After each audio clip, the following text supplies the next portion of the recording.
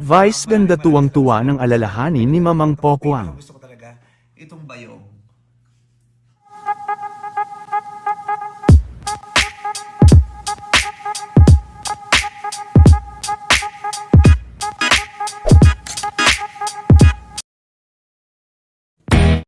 Matapos ang showtime ngayong araw, ay masaya naman na ipinasilip ni Vice Ganda, ang mga ipinadala at ibinigay sa kanya ni Mamang Pokwang na mga produkto nito.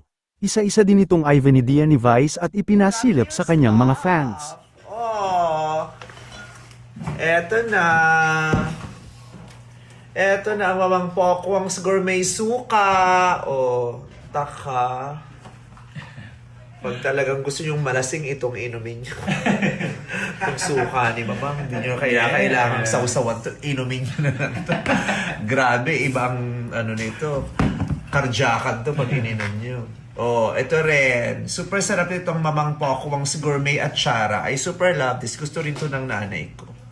Border kayo yan kay Mamang. Mamang, ikaw ba to? Parang masyado kang mistisa rito, Mamang. Pero sige na, sige, bigay na natin nga kay Mamang. Ano pa? Course. Ito ang pinakakarjakan pag natikman mo talaga. Itong laing, spicy laing ni Mamang Pokwang. Ang sarap talaga nito, Day. Ang kabogabol to, hindi to nalalaos. Kahit kailan, noon ko pa man to natikman hanggang ngayon, napakasarap nito. At saka, ito talaga. Ito, yung garlic alige. Papakin mo to ng isang kainan, ay Day. Sinasabi sa iiyak ang mga kamag-anak. Puputok kasi ang batok mo. Pero ang sarap-sarap talaga nito. Kainin nyo to, ihalo nyo to sa kanin. Okay, pero huwag mo masyadong madami. Siyempre kasi mataas ang kolesterol. Pero ang sarap-sarap nito. At, ano to?